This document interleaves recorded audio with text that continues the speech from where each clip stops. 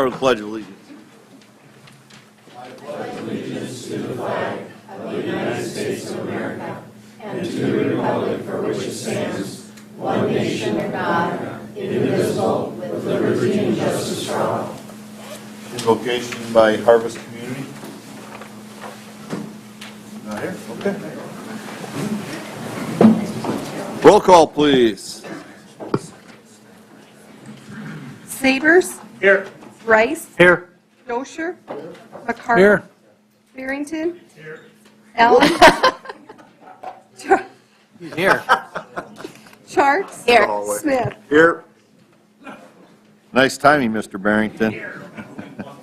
We have a quorum. Approval of consent agenda items. Items appearing on consent agenda may be removed by a council member for discussion at the beginning of the formal agenda items. Is there anything you wish to remove?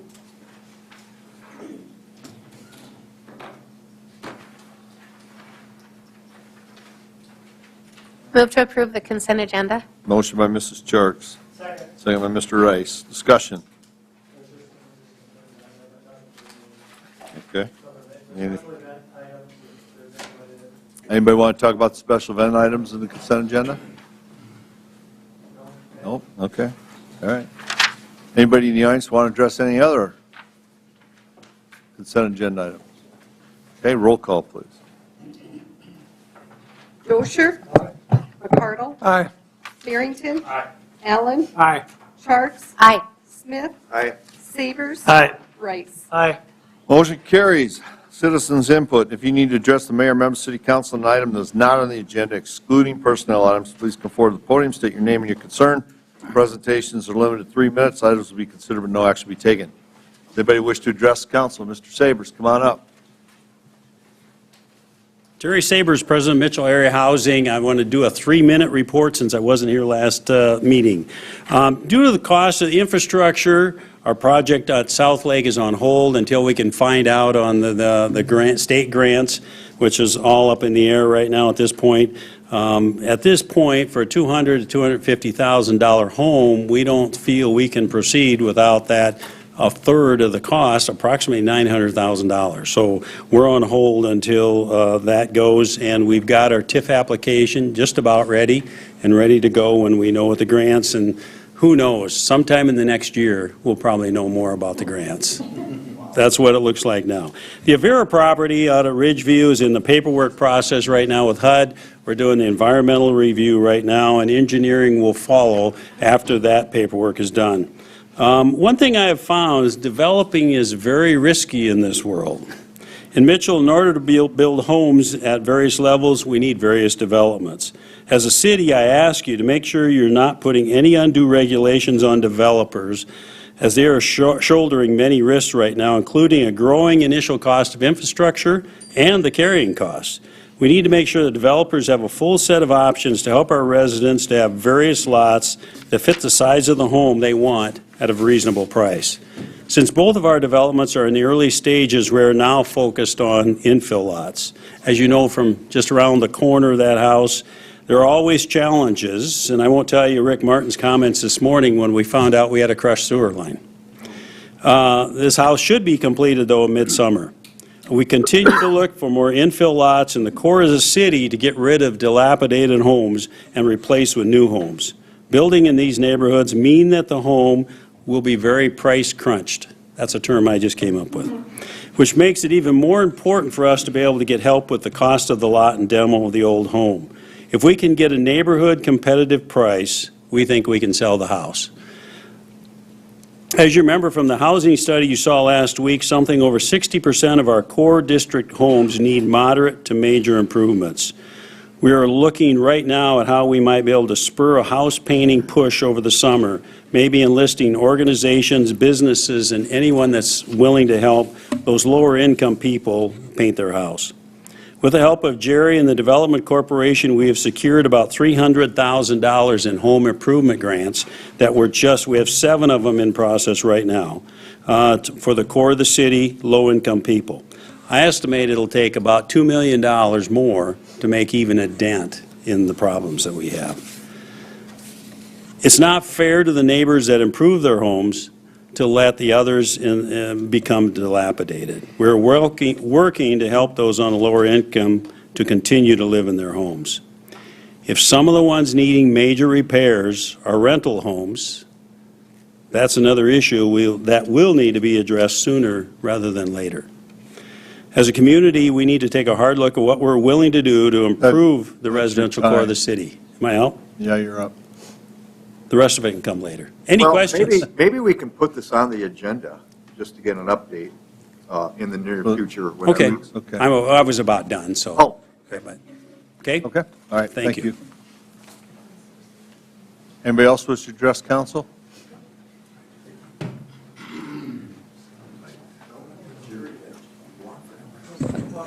Is that right? Yeah, go. All right. I just want to, Say your name. Kevin Brusher with the Mitchell Pickleball Association. Just wanted to let you guys know that we're still alive and well. We're waiting on some grants or whatever, but we've got about 98,000 in the bank right now, and I think Kevin's got a grant that's in. We've got 2 other grants that are out. So we're still looking to move forward with this. We've had a considerable amount of new players coming in.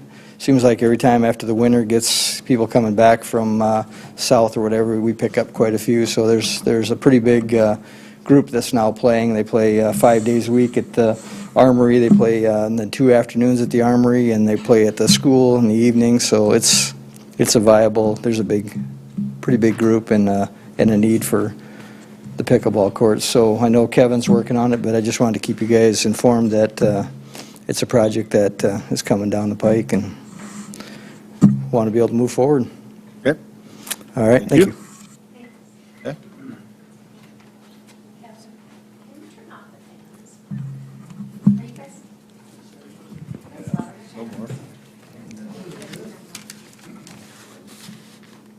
Go ahead, Jerry. Good evening, Mayor, Council, Jerry Beck with the Development Corporation and Chamber.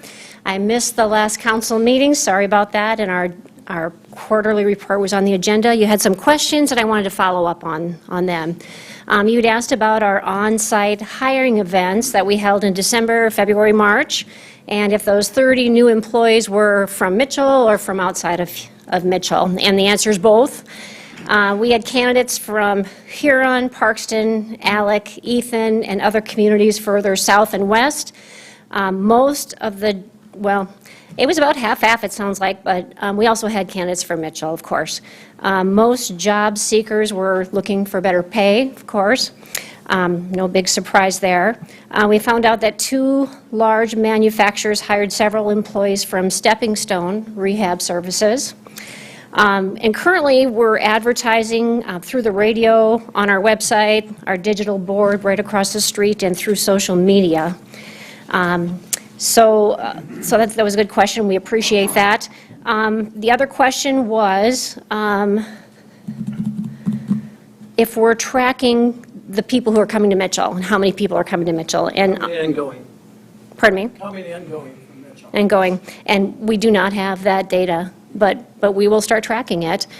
We've been working on a coalition to make our community more inclusive, more welcoming, and that's getting some traction at this point in time. So hopefully, in our next quarterly report, we'll have information for that. We are going to be going out of state for recruiting in late May. We have our eyes set on Puerto Rico, and we're going to work with Dakota Provisions, who is very experienced in this, and we are partnering with Complete Career Center.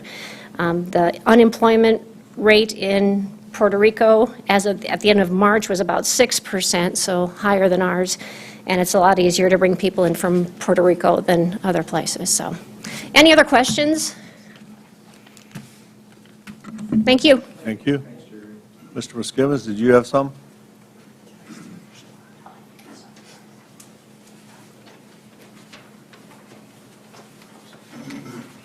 Good evening, everyone. I'm Jim Miskevins. I'm the president of Corn Palace Stampede Incorporated. Most people in the community just call us the Rodeo Committee.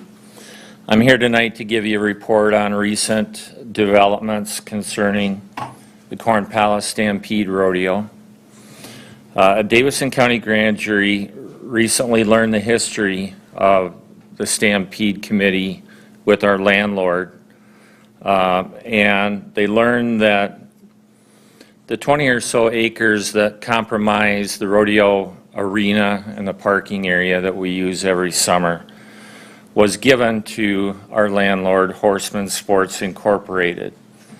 They also learned that thereafter, virtually all of the improvements that have been made at the rodeo grounds were done, paid for, and installed by the rodeo committee.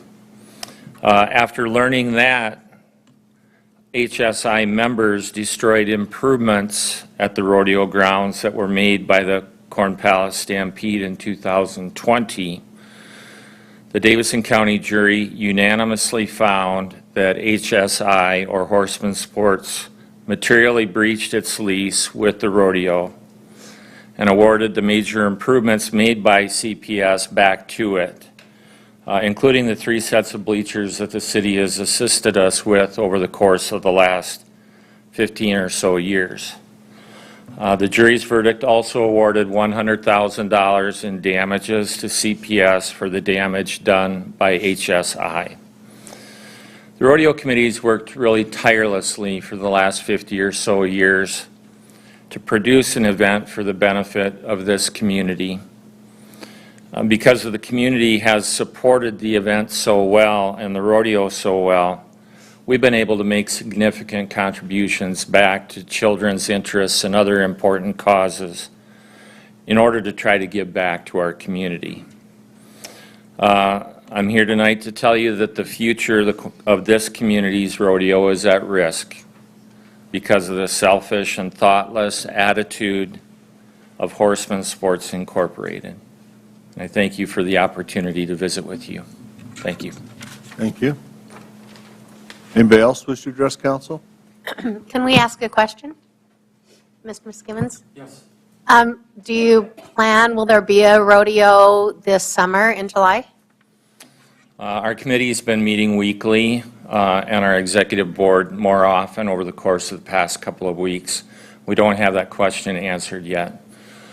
We know that there is a need for us to answer it very soon, and so we meet tomorrow night, and I expect that sometime this week we'll have a firm decision on what 2023 holds relating to the rodeo. Well, we wish you well. Thank you. Thank you. Anybody else wish to address council? Okay. Board of Adjustment, entertain a motion for City Council recess to the Board of Adjustment. So moved. Motion by Mr. Allen. Second by Mr. Sabers. Discussion. All those in favor of the motion signify by saying aye. Aye. Opposed, nay. Motion carried. Hearing and action on the application of Cully Evers conditional use permit. Cully Evers has applied for conditional use permit to operate a telecommunications tower located at 2700 North Main Street, legally described as Lot 1 of Brig Addition, a subdivision of irregular Tract 12 of Southwest Quarter, Section 10, Township 103 North, Range 60 West of the 5th Prime Meridian, City of Mitchell, Davidson County, South Dakota, property zoned HB Highway Business. Mr. Jenigas. Mr. Mayor and Council, Planning Commission recommended approval of this 7-0. There were 3 responses returned in favor of it, 1 against, requesting more information. The applicant has been approved for FAA height of 159 feet anywhere on the parcel. This was kind of discussed with the conditional use and the variance since they kind of go together, so a lot of the same information was during both. Applicant doesn't have any providers lined up for the tower itself. It's going to be a monopole construction. There's no guide wires with it. This is what he does for a living. One of the concerns from the neighbors was the location of the tower for future development on his property. For the conditional use, it's for the use of having that at that location. The variance, which will be next, is for the height, which there's some more information with that. Since this is in highway business, Planning Commission, if the conditional use is approved, if the variance is or is not approved, but the conditional use is, it's still plan approval at Planning Commission for the location of that said tower. So there is still another step beyond the conditional use and the variance for this. I can answer any questions you have for me, but the applicant and one of the neighbors is here if you have questions. So no matter what, this has to go back to planning and zoning? Yes, sir. Yeah, I had some questions. So first of all, Mr. Evers purchased this property, is that right, the Brig? Yep. So it looks like the tower is sitting on top of what was the restaurant. is that the case, or is it, is his plan to tear down the building that's there? My understanding is the building's coming down, but the tower is actually, where they would like to put it is in the southeast corner of the lot. There's no drawing, there's nothing on this drawing depicting the location of Oh, where the tower dot. is. I think that's just the address point. Yeah. Oh, I'm like, that is a really inopportune location for this to be. Okay, that was one, I mean, that was one of my big things, Sure. like, why would you, of all the places on this lot, why would you put it there? But that's, so the furthest southwest. Sorry, so- southeast, southeast, I said that's better. southeast is where they would like to put it at this time. Ordinance says they would have to be 3 feet from property lines. And this is probably a stupid question, but I have to ask it. What is this tower? I know it's like telecommunications, but what exactly is it used for? I'll let the applicant answer that question since it's his tower.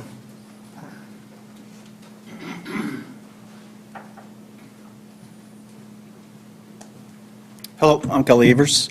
Your question was, what's it going to be used for? Yeah, it's just basically wireless communication, Verizon, AT&T, possibly Dish Network, and also probably for as far as even 911 services. You know, we do a lot of them in many states also. So what will it do for us that we aren't already having done for us now? I mean, is there a need for another tower in that location? Well, yeah, I think as the phones get used more, the data gets used more, which, you know, you need more signal strength and such. And so it'll reach out further, also even out of town to other communities. I mean, we have a little farm south of Ethan, and we would really like better cell reception down there. I mean, but I'm like, why here? Almost in the, you know, in Mitchell, where, I don't know, I've never had a problem. I just wondered why you chose this location. Basically because I own the property and this is what I do, so I just thought it'd be a nice application. And the signal strength is getting weaker as 5G gets bigger because the range isn't as far with 5G. So they'll be putting up more towers really anyways. Kelly, being so close to the airport, did you have to get any type of approval from FAA or? Yeah, that's the Okay. first step, yes. Okay, and can you tell us a little bit about how tall? You're going to hear it in the next one. Oh, that's the, okay, sorry, all right. The variance will cover the height. Okay. This one's for Mark. Mark, you had, how many letters did you send out? I believe there are about 7 or 8 of them sent out. One back negative. One back requesting more information. Okay, yes. all right. Not that it matters, but the other three were all basically from the same person. Yes, just Who different. was, yeah, so, but, I understand. Okay.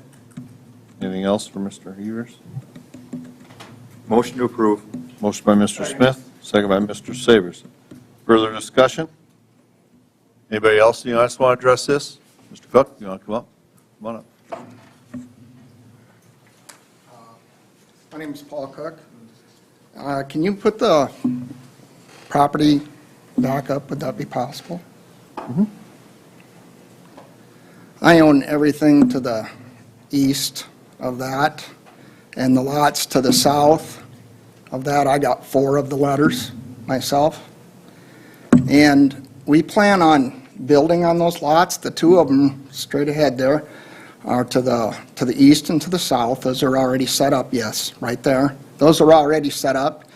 When they did do the dot in the corner in the radius of that tower, if it did topple, which that is an absolute possibility, reaches clear to that lot. So we plan on building and improving that lot, the one to the north, and then at some point in time in the near future, rezoning the bigger parcel to the east, that would be to the south, to the east, and then building in that direction. Yes. That one. And if, East of the lot that. right, and I only have to be 30 feet off that lot line. Well, that's 30 feet almost away from a tower that's 100 and Would you want that over your building? I notice it's not over his, it'll be over mine. I will have other structures next to it. Okay, well, so will I. So there will be buildings built to the, which will be housing. We want to build duplexes and stuff going north and very soon, right to the north of the other fourplex I own at 1517, you see there. So my concern is not that he has a tower or any of that's been no concern of mine at all. It's just location. I think it's a big enough property. We could relocate that, or he could possibly relocate that. And that has to come back to planning and zoning for approval, the location. So basically, all we're acting on here is Okay. conditional use, right? All right, well, that's fine. Thank you for hearing me. And Mr. Evers, are you willing to have a discussion with the neighbors about location? I mean, is this kind of set in stone, your location? He What you doesn't want? have a location right now. Well, he was just saying He just south. has a property he wants to place it on. I do, but I have, He will- already have the. Oh, okay. I do already have the NEPA approval for that exact long That's and the lat airport? right now, and that is a huge thing. So, sorry, Ben, I already filed the permit. I mean, it just seems to fit best in that corner. It just looked like, You may you know, get open rejected ground. by planning and zoning with that, though. You What's know. that? You may get rejected at planning and zoning. I understand that, Okay. yes, totally understand that. Okay. So at this point, we're just voting on the Conditional use, yep. And then- No location. If the tower, I mean, the tower is designed to collapse within itself if Right. some strange phenomenon would happen. you Sometimes know, that and we'd doesn't get happen. written engineered specs on that. So, Okay. Anybody else wish to address this? Okay. So the motion is to approve. All those in favor of the motion signify by saying aye. Aye. Opposed, nay. Motion carried. Hearing and action on application for Kelly Evers variance permit. Kelly Evers has applied for variance permit for height of 174 feet versus 65 feet for construction of a telecommunications tower located at 2700 North Main Street, legally described as Lot 1 of Brig Addition, subdivision of irregular Tract 12, the southwest quarter of Section 10, Township 103 North, Range 60 West of the 5th Primary City of Mitchell, Davis County, South Dakota. Said property is highway business. Mr. Jennings. Mr. Mayor, Council, Planning Commission recommended approval of this, 7-0, same letters for and against it. The 174 feet is what he's requesting versus the 65. Highway Business does not have for telecommunication towers a specific height, so we went with structure height for what is allowed in Highway Business. In TWC, a permitted tower is up to 100 feet, conditional use is over 100 feet. So we have just some discrepancies from one zoning location district to another one. So that's where the 65 feet came in. He is approved already from FAA to 159. If he gets the 174 and the location is approved, he can go back to FAA with a, I believe he said, is with a 2C form from engineer or surveying crew with a long lat and elevation of that for further approval from FAA. He just has to have the conditional use and the variance before he can get that portion from them. Again, a lot of the same conversation was had with this, the monopole design goes back to highway, or goes back to Planning Commission for the building permit portion of it, and the future development for his neighbor. I can answer any other questions you have for me or the applicant neighbor here as well still.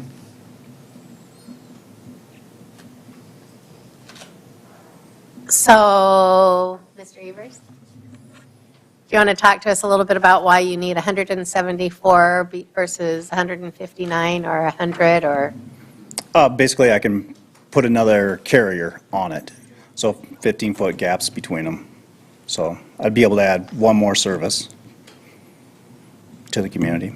And without that, you can service how many? 3. With the extra 15, I can put one more on, would be 4. I'll have it engineered and designed for 4 carriers.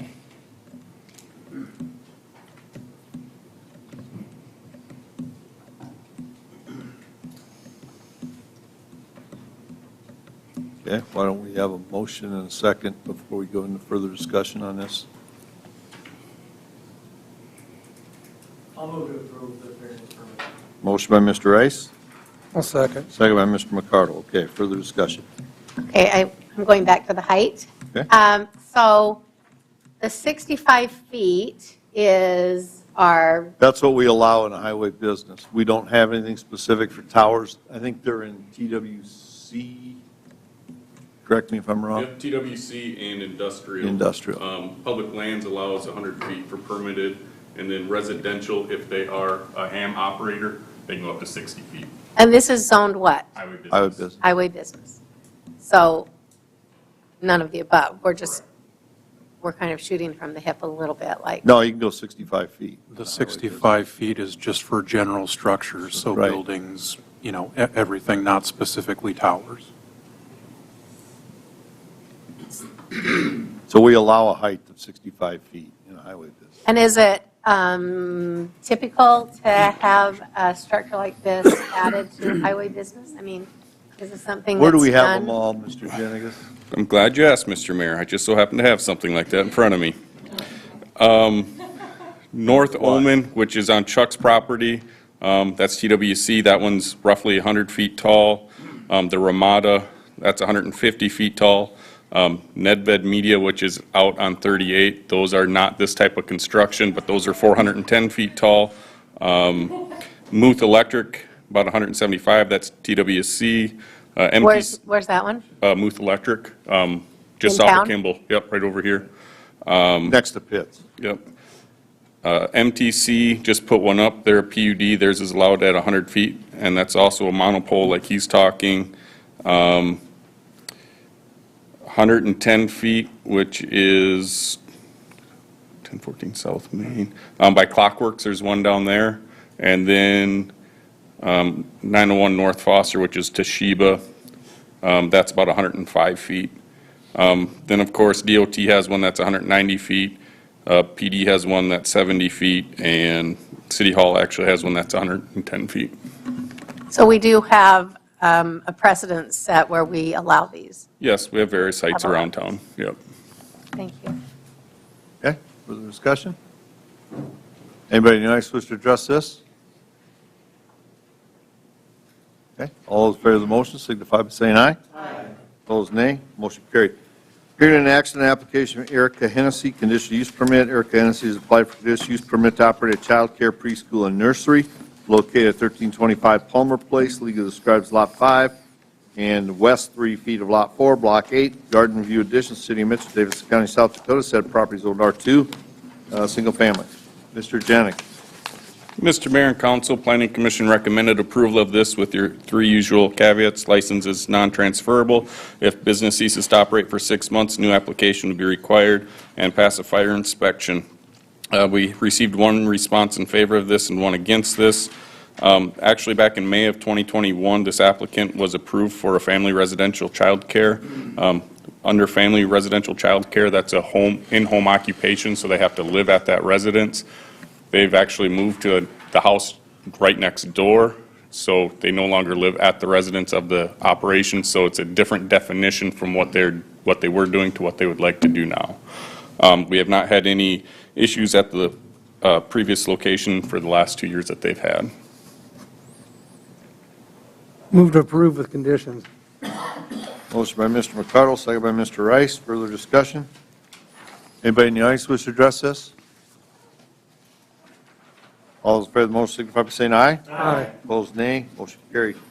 Hearing an action on application for Kelly Jones variance. Kelly Jones applied for a variance permit for rear yard roadside setback of 20 feet versus 30 feet for construction of a house and attached garage located 84 North Harmon Drive, legally described as Lot 42 of Bayside subdivision, City of Mitchell, Davis County, South Dakota. Said property is on RL Residential Lake. Mr. Jenigas. Mr. Mayor and Council, Planning Commission recommended approval of this 6-1.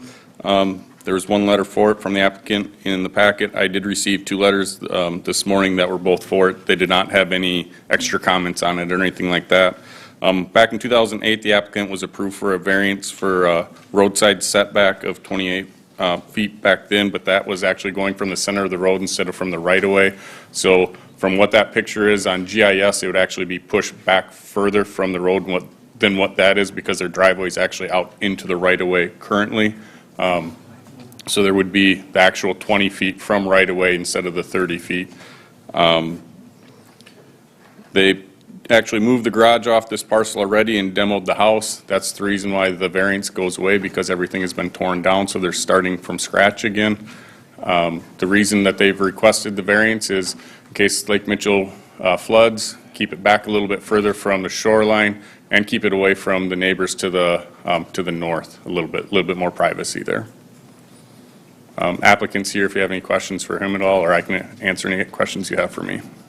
Move to approve. Motion by Mr. Allen, second by Mr. Sabers. Further discussion? Anybody in the audience wish to address this?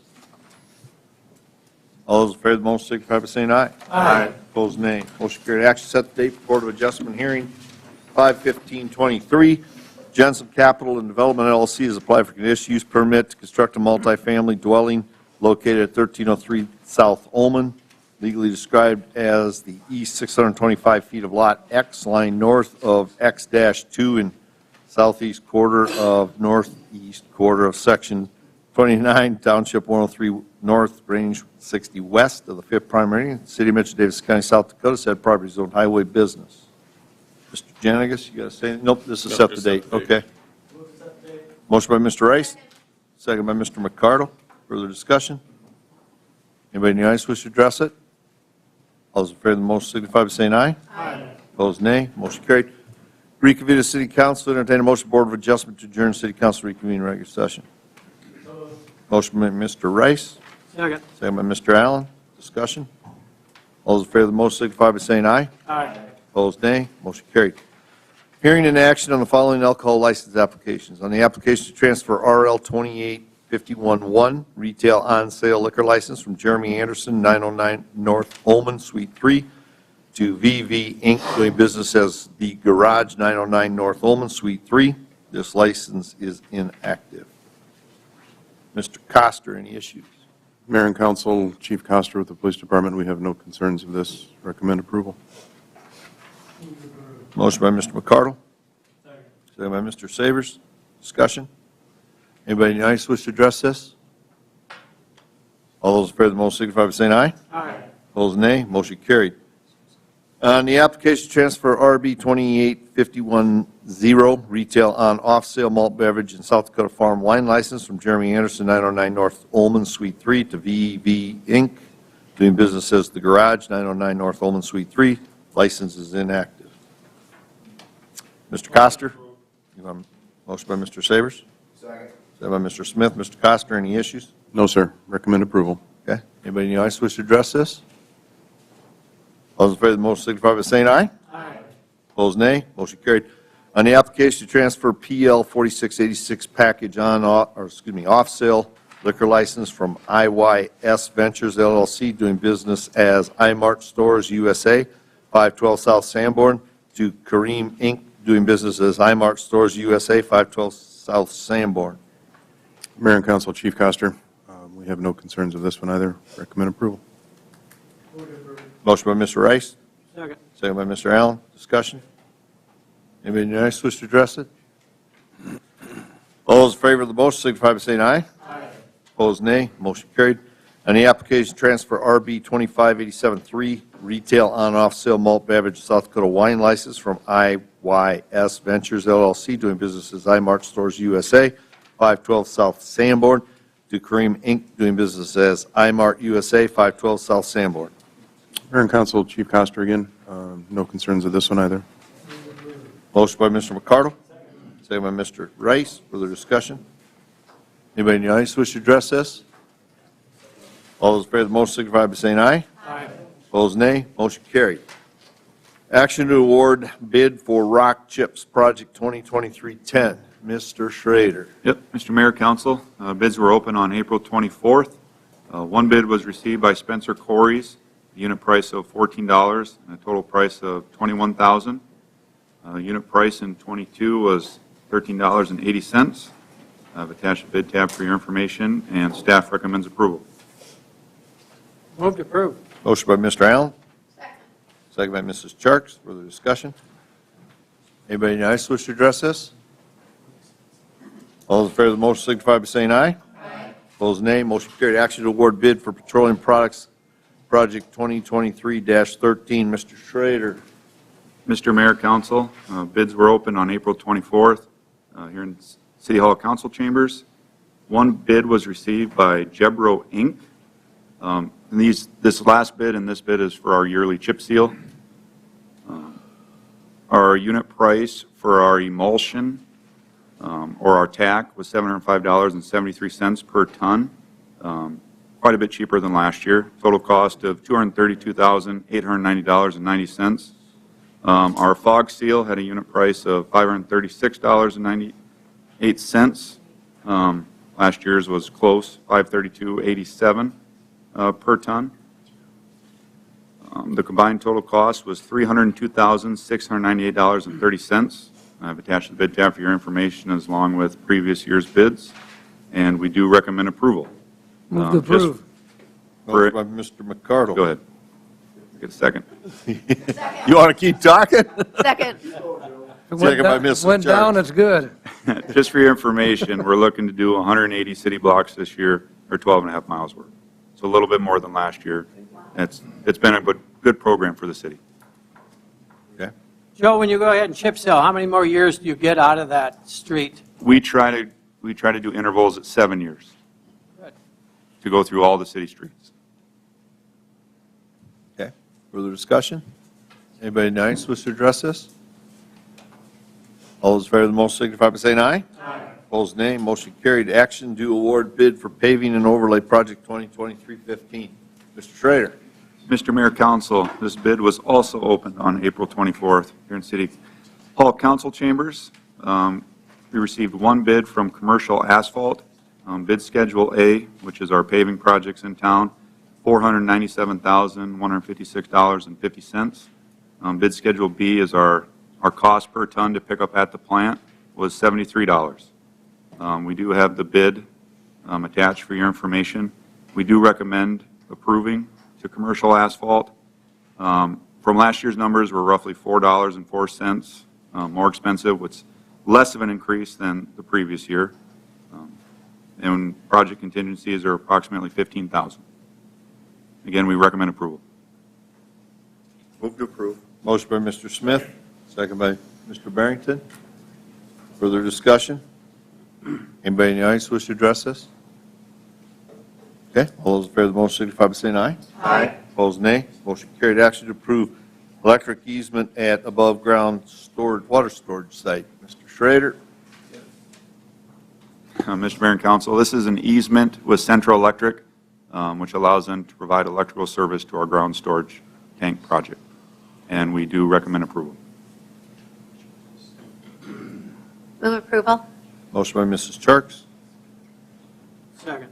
second by Mr. Allen. Further discussion? Anybody in the audience wish to address this? All those in favor of the motion signify by saying aye. Aye. Opposed, nay. Motion carried. Request for reimbursement from Mitchell Area Housing, Inc. in the amount of $28,317 to offset the cost to purchase, demo, and clean up a lot located at 622 North Duff, Mitchell, South Dakota. I believe this is the lot that got torn down over here on 7th. Correct. Yeah, that way. You're right. The city received a request for reimbursement of the total cost listed, $28,317. Of those costs, $15,000 was the cost to purchase the lot. $13,317 was for the demolition and cleanup of the lot. If it is approved, the city council did include, or the city did include $75,000 into the 2023 budget for the cleanup of the nuisance properties. Also included in the packet was a copy of the letter that we received from Mahi requesting the funds, as well as I also added the photos of the house prior to it being demolished when it came to council for, I think, just for a planning committee or something like that. It was at council earlier for a request previously, so. And I believe if you have any questions, Terry Sabers could probably speak for Mahi if he is still here as well. John? Question, Stephanie. We've allocated $75,000 to that concern for these kind of projects. looking ahead, and now they want 28,000 on top of that, correct? No, this is to come out of the 75,000. Right. Council, the instruction you gave me at the annual budget was that the request needed to come to council for approval instead of just writing the check for 75,000. Thank you. So they'll get, yeah, they can take out of that 75,000. The intent was to help them with their dump fees. And this is the first withdrawal that's been made from that This line is the item. first request we've received, correct? Was that 75 supposed to be for lot fees too, or was that dumping fees? Well, I believe you said, the council said it was for dumping fees, but I guess it's up to you. That's what I remember too. I was just curious what it was. I'm on the committee, and it's, I don't know if you guys have seen that house, you've seen the pictures, for cleaning it up. They couldn't give that lot away, and what they're doing, this is 2 blocks from the Corn Palace. And it's probably the biggest eyesore in Mitchell, and I don't understand why we wouldn't back this, and, once they're done with their 75,000, they're done this year, but, hopefully we get more houses like this cleaned up, and you drive around Mitchell, and the more I drive around, the more we need to get rid of some of these houses and new structures in, but. And just as a point of clarification, I believe the city had started nuisance proceedings on that house because there had been a tree that had come through the roof as well. Come on up, Terry. I would like to address that in the fact that, Name. Terry Sabers, President of Mitchell Area Because Housing. people can't see. I understand. So, all right. That when we go into these neighborhoods, if you remember from that housing study, there are 45 dilapidated houses. We have 1 down. I was in another one today that might be a possibility we might be able to buy. But in order to sell the houses in those neighborhoods, we have to reduce that price as low as we can. Every dollar in reimbursement that we get will reduce the cost of those homes. There are some neighborhoods, I'll be real frank, that a dilapidated home, we can't build a new home in there because it will be very difficult to sell that. But where we can, and this was in a decent neighborhood, and we have to find a way on some of these dilapidated homes that we come across, that we tear them down, and knowing that we won't be able to build a house there, but at least we get rid of one. And we have to figure out that arrangement. But for right now, especially for us to get started, we started with 0 money. We have 0 administrative costs because we're all volunteering. So, so that's why I would appreciate getting reimbursed for the lot and knowing that it will reduce the price of that cost, of that house. Okay. Any other questions? Terry, on that lot that the city gave over by Cadwell, that's been sold too, hasn't it? That lot that's just north of Cadwell? Yes. Okay. And did Mahi get that money? No. Well, yes. Yes, we did. Yes. And I'm not sure, I don't know what's going to happen with that lot. Right, but that's the point, is we're going to be turning the dollars. Right. On other lots, and so that's why we got to keep the money coming in. Yeah. And it'll be a balance of either the home improvement grants, for the lower income people, or building new homes. So, which are equally important, I think, the more I drive around the core of the city. I just had someone send me a message, actually, it doesn't show up a name, but they asked how many homes has Mahi sold at this juncture? At this juncture, we've sold 1, and we're real serious on the second house. Okay. And this house is a 3rd one. We have 7 governor's homes on order right now, and we would love to get some of those in, but there's up to a 3-year backlog on them. So we're not sure if we're going to get any in this year or not. So I don't know if you brought your notes up, Terry, but it all relates together. If you wanted to finish what your comments earlier. The only thing that I had is kind of what I mentioned is that, this whole thing has gone so long, it's going to be a team effort to bring it back. It's not only us, we're going out on the limb on some of these things for a nonprofit that started with no money.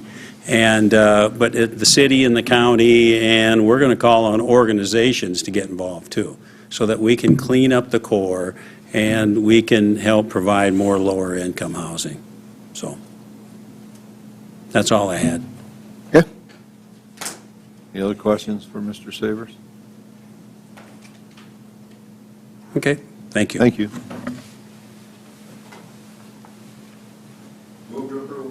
Wait a second. Well, you can, Somebody can. yeah, you can come up and talk after. So we have a motion by Mr. Smith, second by Mr. Barrington. Okay? Further discussion. Go ahead, Mr. Mike Bathke.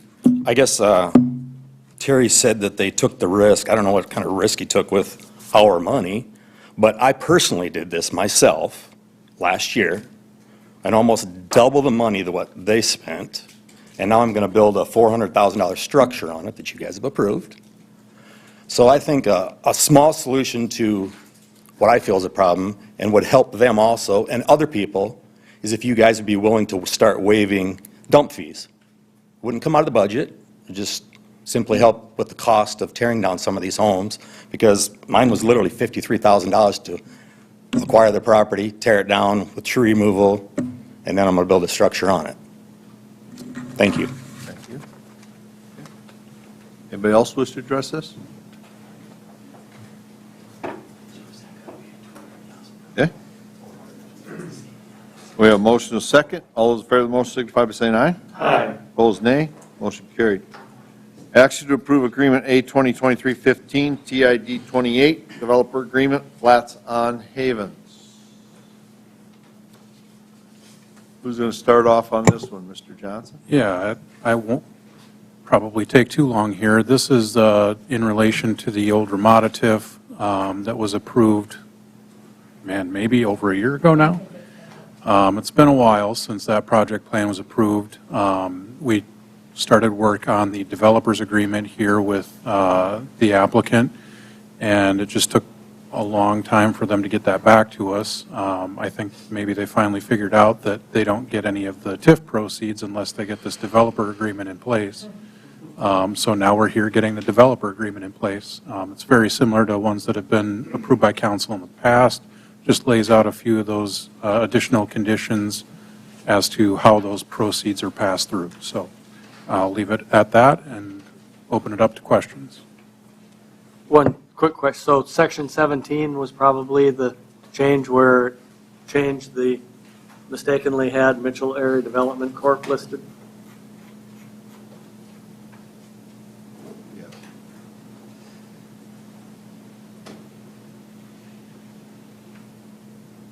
Right there. Yes, and if I'm remembering back, I think that was an issue with the project plan. So we're just straightening that out here in the developer's agreement. Okay.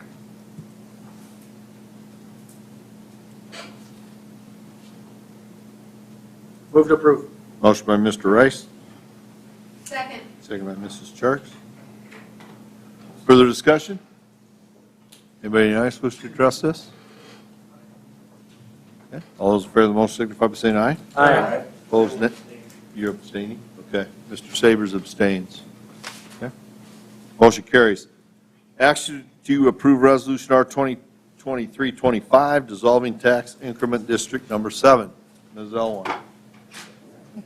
Included in the packet is a resolution that would dissolve tax increment district number 7. We've always referred to that as Commerce Street. It would be the area that's kind of west of the bypass. Just a few little points just for the public or anyone else listening in. TIF number 7 was issued in 2005, and now it's dissolving in 2023. It is 2 years earlier than anticipated. The total increment that has developed throughout the duration of the TIF is $20,254,605. The base value when this TIF was set was $251,615. So you can see quite a bit of growth there. As far as the total increment paid, at least from the city to this TIF, would be $2,672,588.33. And that's the total dollar amount. There are 2 other TIFs that overlap this area, so that would not include anything that County TIF 2 or something else might have contributed to. This is just the city's TIF. Michelle did certify that the debt associated with this TIF has been paid, so we recommend that the council approve the resolution and dissolve TIF District Number 7.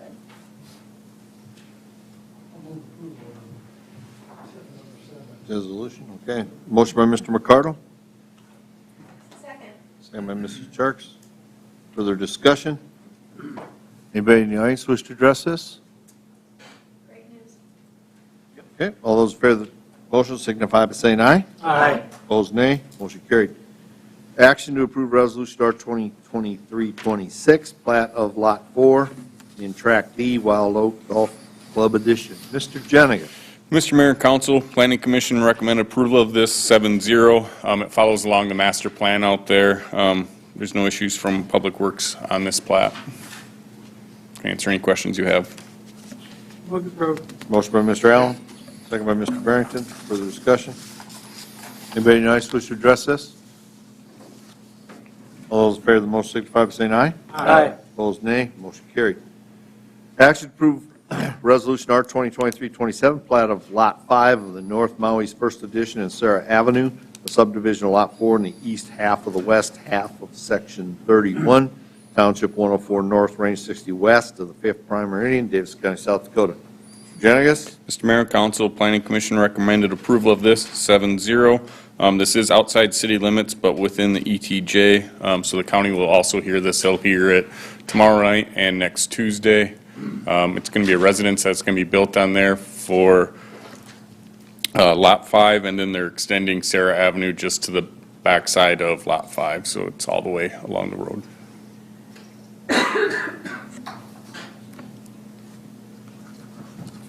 Move to approve. Motion by Mrs. Church. Second by Mr. Barrington. Further discussion?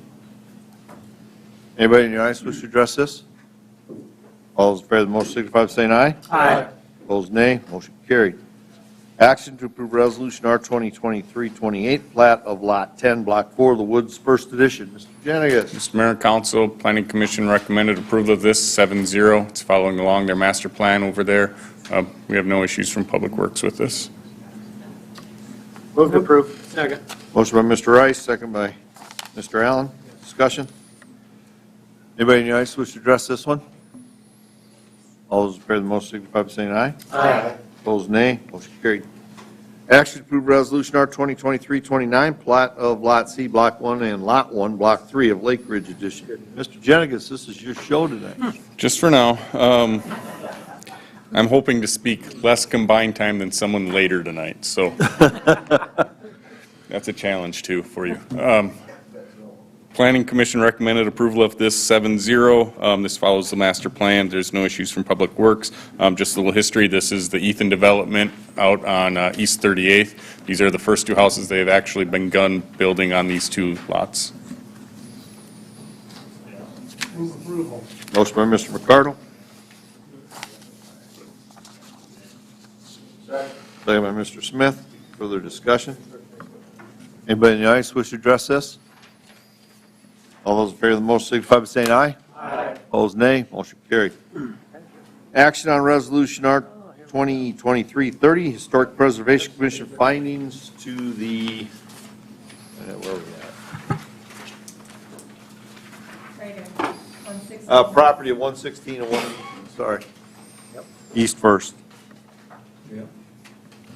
Mr. Mayor, Council Planning, or excuse me, Historic Preservation Commission recommended unanimously to approve or agree with the 11.1. So December of 2022, we received a demo permit for this. SHPO was notified and they had a determination on January 4th that it encroaches upon, damages, or destroys a historic property which is included in the national and state registers of historical places. So they requested the 11.1 abbreviated case review. April 6th of 2023, Mitchell Historic Preservation Commission met and heard the request from Eternal Hope LLC to demo the building, and they agreed with Eternal Hope LLC due to high cost and feasibility to recommend raising of the building. On April 18th, SHPO issued its final comments and determined that the proposed demolition sought by Eternal Hope LLC would encroach upon, damage, and destroy historical properties. However, it appears that there are no feasible and prudent alternative to the proposal, and that the proposal includes all possible planning to minimize harm to historic resource. So it's kind of along the same lines that was just done by one of the previous ones. It's going to encroach upon, but yet they still agree with it, but yet we have to go through this whole process of it.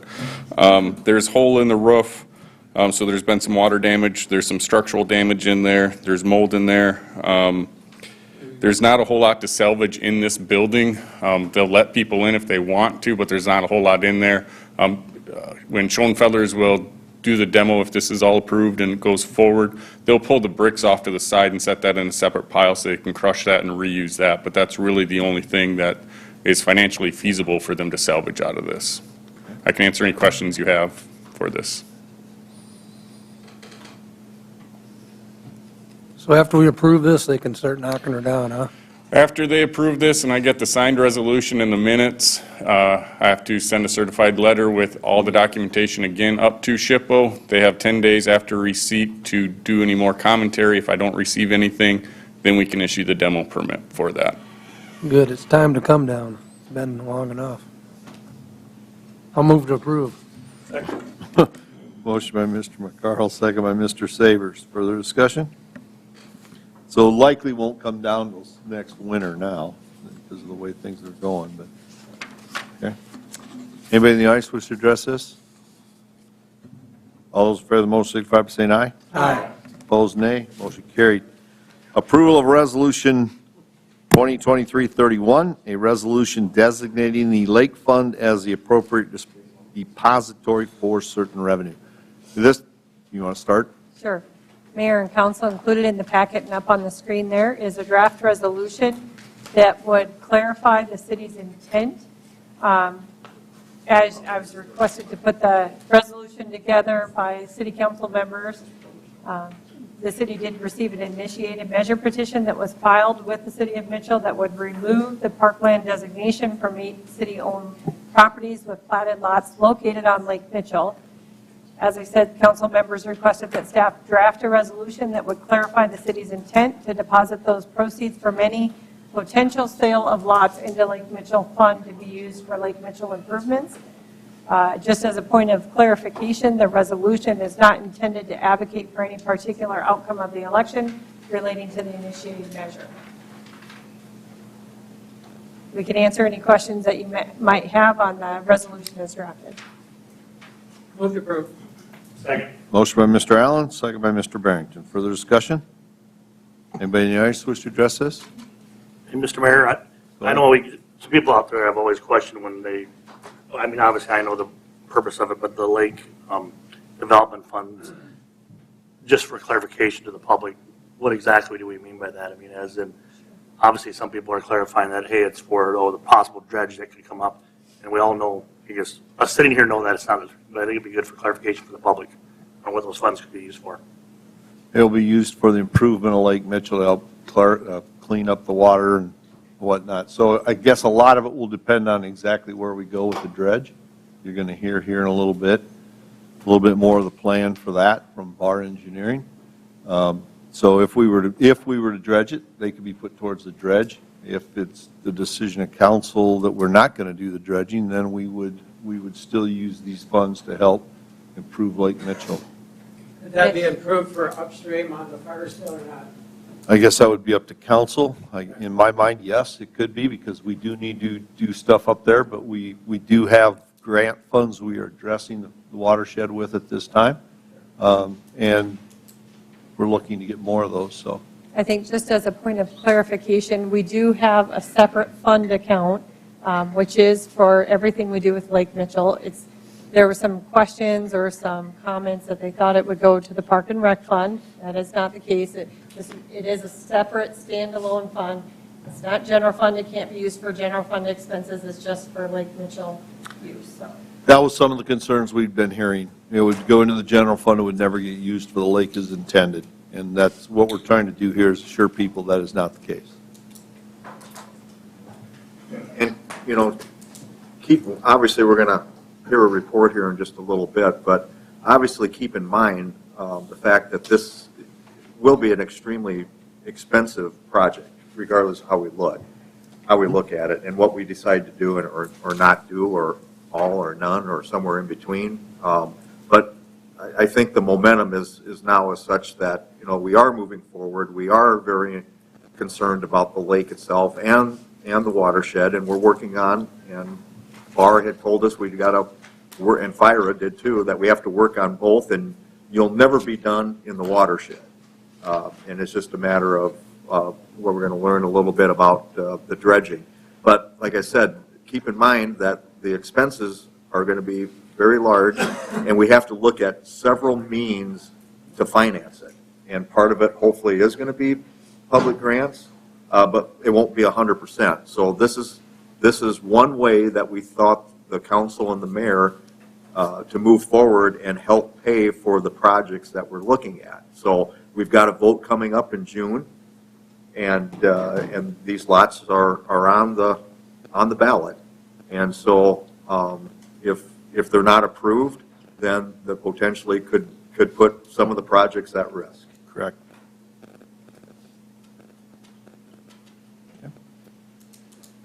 Further discussion? And I'm just going to put in a plug to that end. There is a meeting about the lake coming up on May 9th.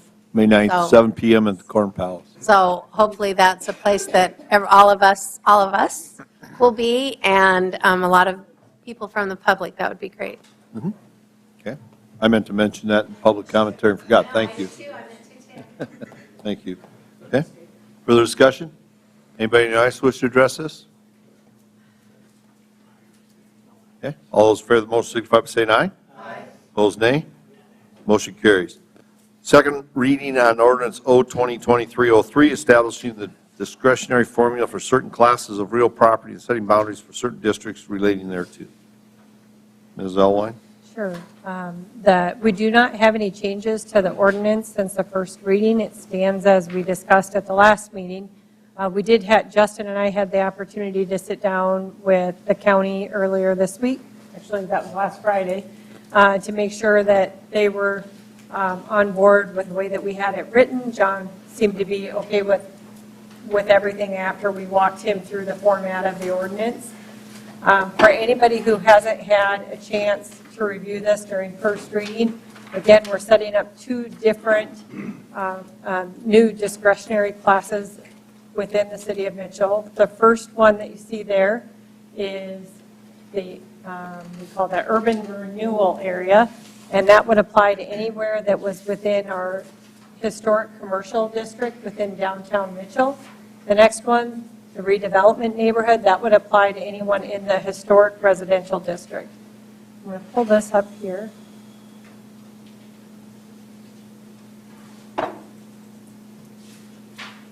So the dark black line would be the commercial historic district, and then you'll see this kind of blue dotted line to the left.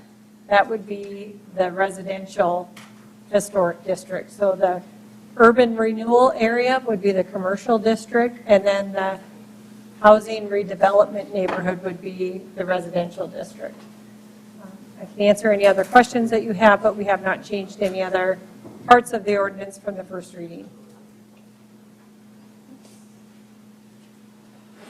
Stephanie, nothing goes to the east of downtown district? Hold on. The blue dotted line goes west, but nothing goes. There is a little bit to the east. No, if you to the look. east, that green line here, that is a former boundary. So we're really only talking about the dark black There's a line. slight one to the east right there. Oh, yep, there you go. There's a little bit of, is that right, Mark? Yeah, it's the church. Oh, okay. Just that church.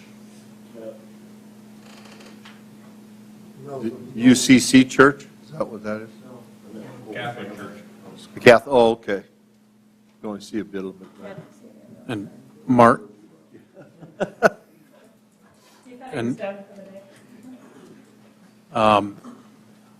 Mark, you can correct me if I'm wrong here, but that part to the east would not be part of the residential historic. That's a separate historic district, correct? Yes, I would agree with that. That is a separate district. Just the part to the west is the residential historic district. And then it would be city staff's intention, if the council approves this on second reading and approves the ordinance tonight, we're going to create a better map just so people have a better understanding and have some information tools to hand out to people that might be coming in for a building permit that might qualify in that area as well. We just haven't put that effort into this until it's finalized. We did one of these, I think 10 or 12 years ago. It was called, I think Mayor Tracy called it urban development. It was the old Red Owl or the Garden of Eden. Some of the old timers up here probably remember that. Marty and Jeff. It's the parking lot behind Zesto now. That was called urban development. Yeah, this map comes from, actually, SHPO created it for us when they did their brochure that details all the different businesses down Main Street and then does give a little history on the residential area as well. The reason, just for anyone who might have missed the first reading, the reason why these two areas were picked is, first of all, state law does require you to define a district with boundaries. These are two that we already have boundaries really in place, so we can mirror those districts to match the boundaries.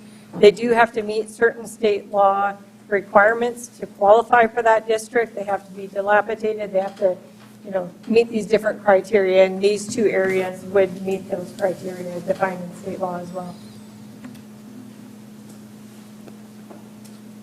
And then for the individuals to apply, and would they apply to the city or to us? Actually, the state law provides that they're entitled to it, so they don't have to apply for it. Oh, that scared me.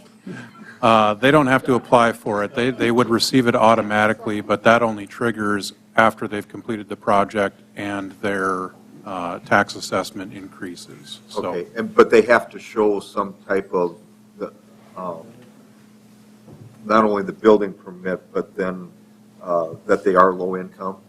No. It qualifies. No. Every property in the district automatically That's right. You qualifies. guys It's said not that based before. on Right. income limits. It's every property. So I guess a really good example, maybe an easy way to look at this, if you look at all of the downtown buildings where people have been making improvements and they've used some of the Main Street grants or loans to make those improvements, well, if they came back in the next year after those improvements were being increased in tax assessed value because of those improvements, it gives them a graduated increase to that final full amount. Sorry. Go ahead. You go ahead.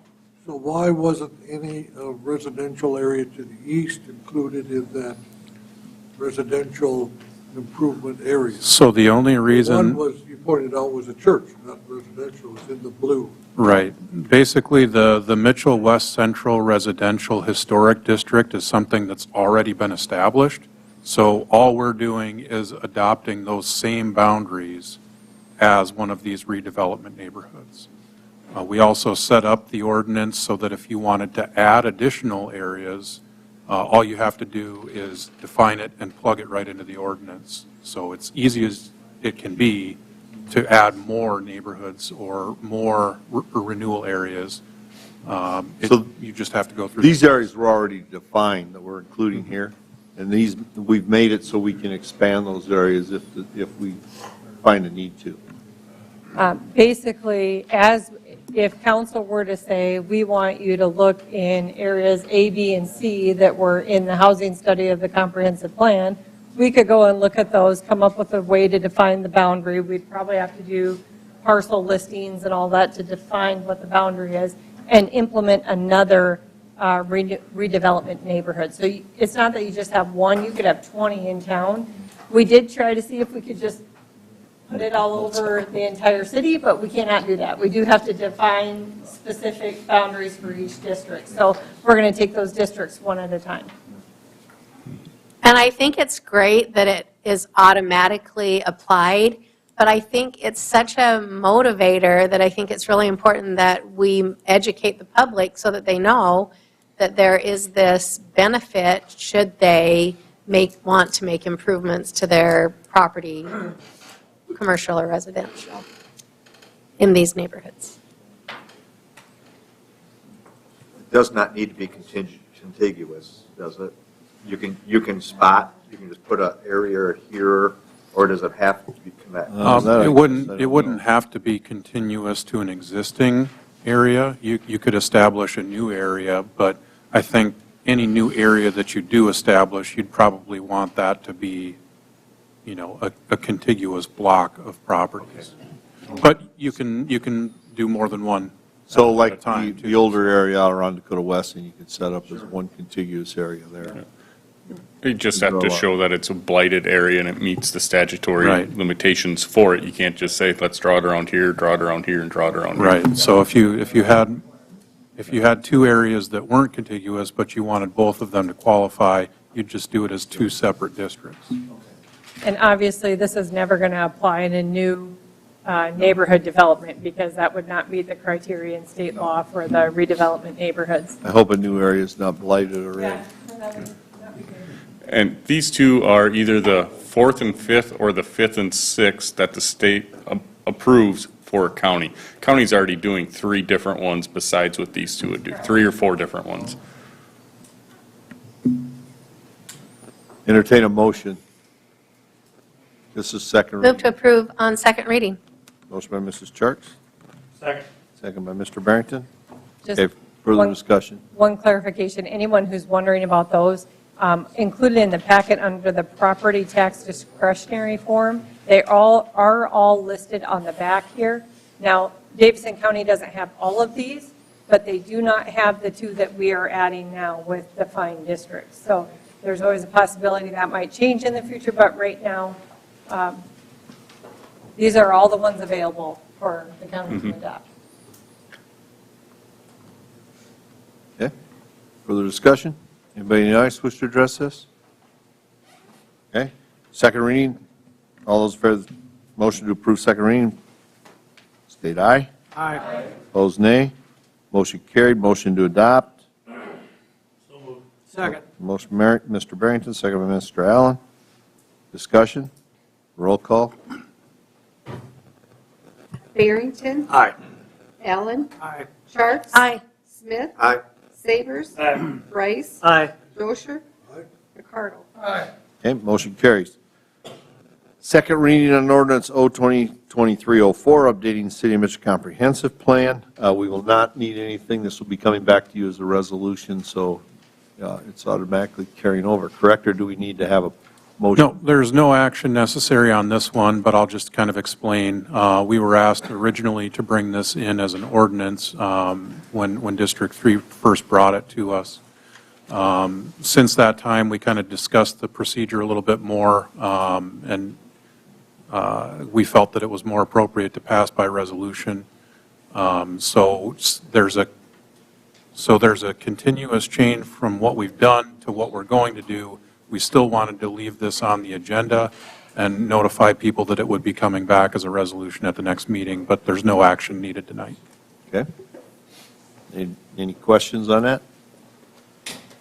Before we move on to item 27, I'm going to point out to you that item 28, the executive session, has been pulled off. We have found some things we needed to address before we go into that, so we will not be having an executive session tonight.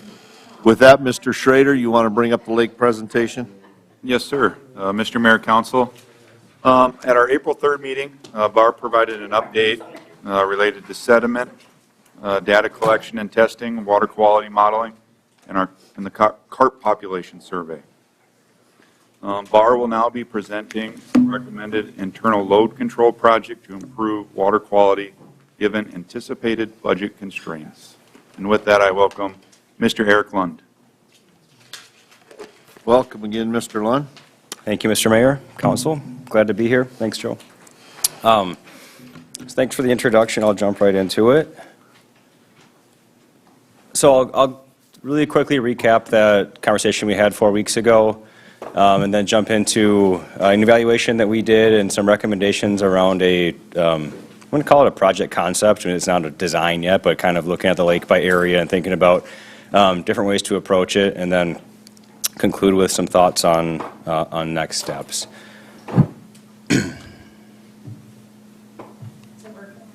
It did the first time. Okay, there you go. Okay, thanks. Sorry. No, it's okay. So we concluded the conversation last month with a few conclusions that hopefully by now are pretty familiar to all of us, that the water quality in Lake Mitchell is impaired by both the external or the watershed loading and then the sediment phosphorus concentrations in the lake bed itself, so the internal loading. We talked about that making improvements or reductions to either is going to help improve the water quality, but without really addressing both components, the external and the internal, that we'd be unlikely to consistently achieve our water quality targets. Yes. And we had a few recommendations. One, continue the investments the city and others are already making in the watershed, and perform an internal load control project, including dredging and maybe some optimizations of that, and consider alum or other treatments in select areas. And so that portion in red here is what I'm going to talk about today.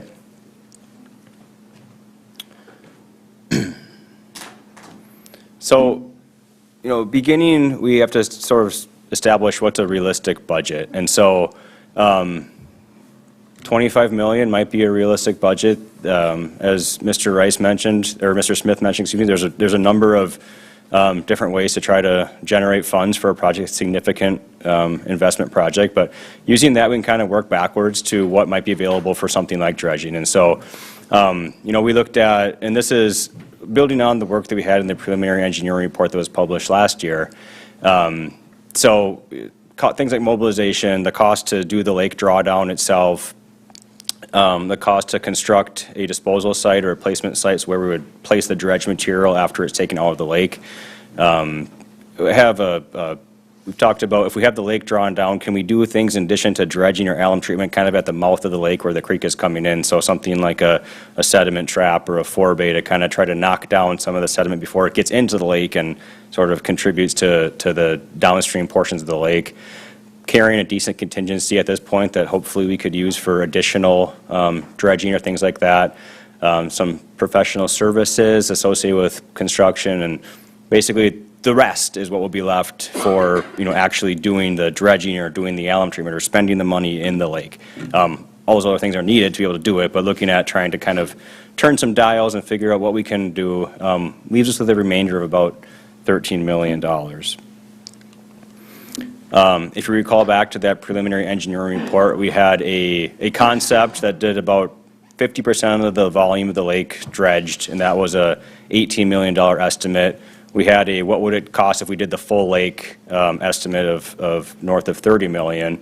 And so, so I think what that tells us is a $25 million project is maybe somewhere in between those two. There's likely still not enough to do 100% dredging, but we could make a really significant dent and a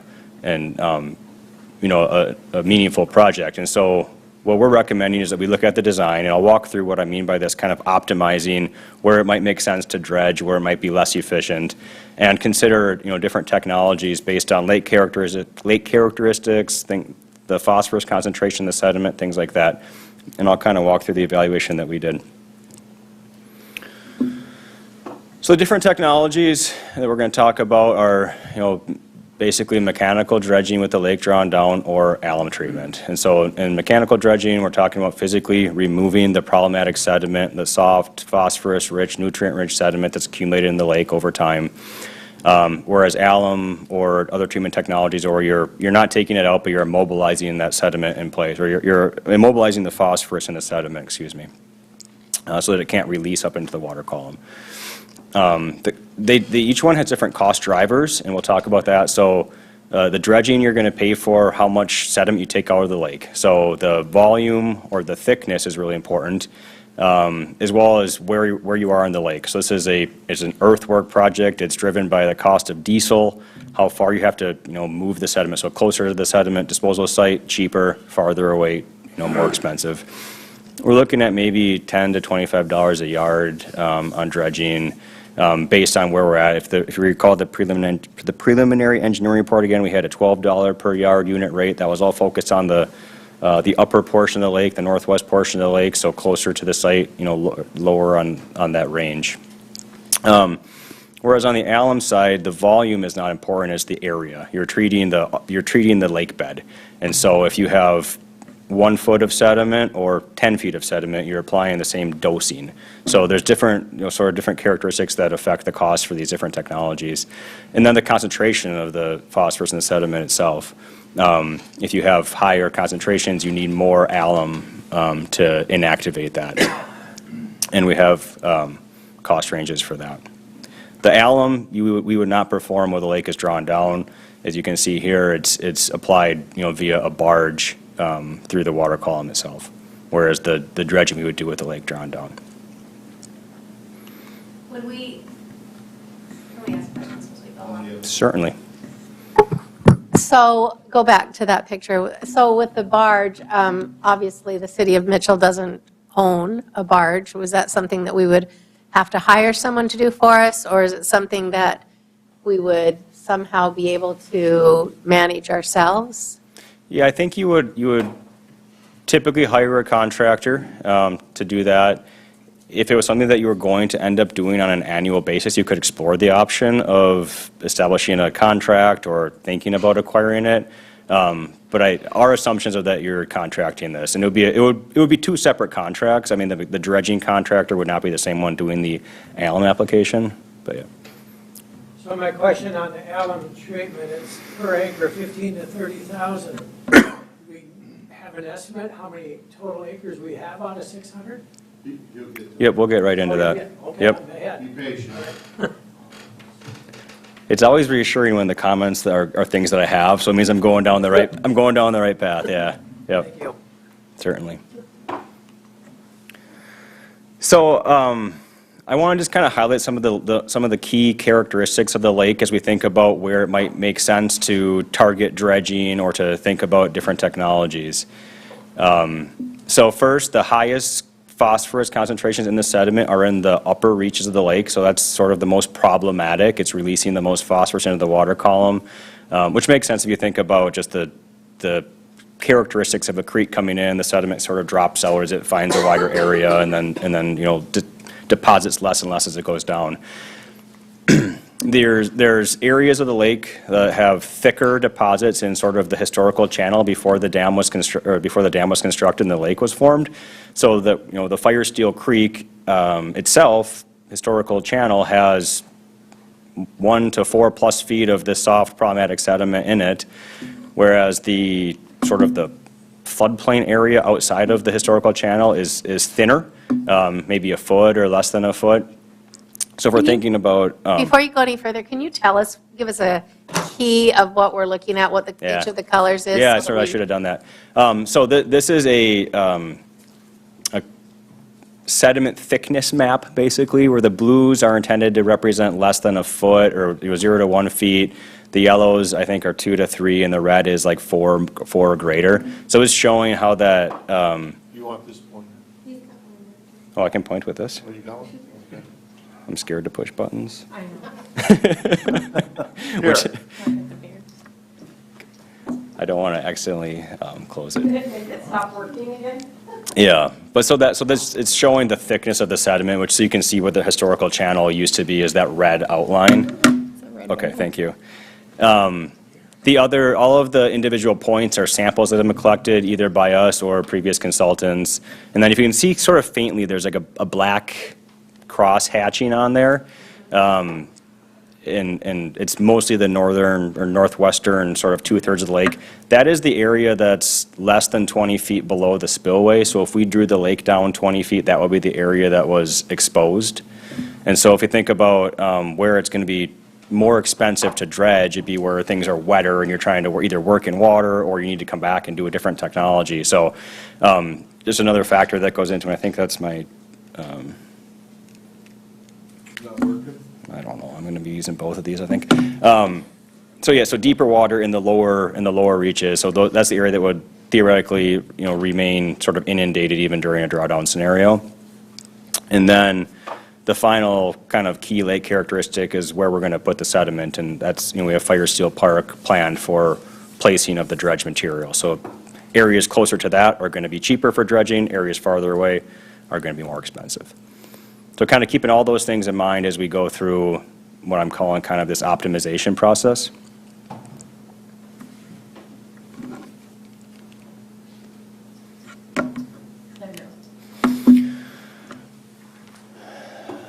Okay. You don't need to internalize all of this, but the key takeaways are, we looked at the lake in 7 different areas, sort of arbitrarily established, just kind of picking stretches we could look at where there's different volumes and areas and think about these different technologies. So we, looking at the dredging cost by area, and then we have the alum cost by area, and I'm just trying to demonstrate here that, and then we're looking at it both kind of within that historical channel and outside of the historical channel, and the cost by approach. And there'll be a couple of slides later that help us really kind of think about these differences, so you don't have to try to do the multiplication right now. But the takeaway is, as I've sort of alluded to enough times now, the farther away we get from the disposal site, the more expensive it gets to dredge. I think within that historical channel, it's going to be a more challenging construction condition itself too, just because that's where water is going to want to accumulate. It's going to be, hard to sort of get over, track over, scoop out and haul away. So I think that's where kind of this range of maybe $10 to $25 comes into play, with the more expensive, the farther you get from the disposal site.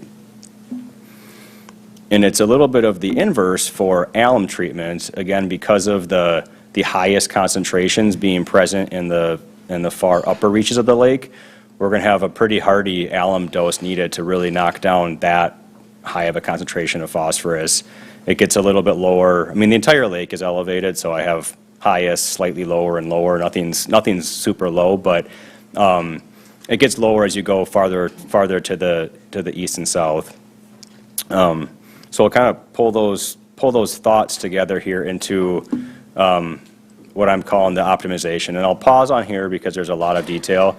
But so what we did is we took each of these 7 areas, looked at the acreage of each and how much sediment is present either within that historical channel or outside of the historical channel, and then applied a unit rate either for dredging or for alum treatment to those areas to estimate what it would cost to basically address the entire lake by dredging or the entire lake by alum treatment.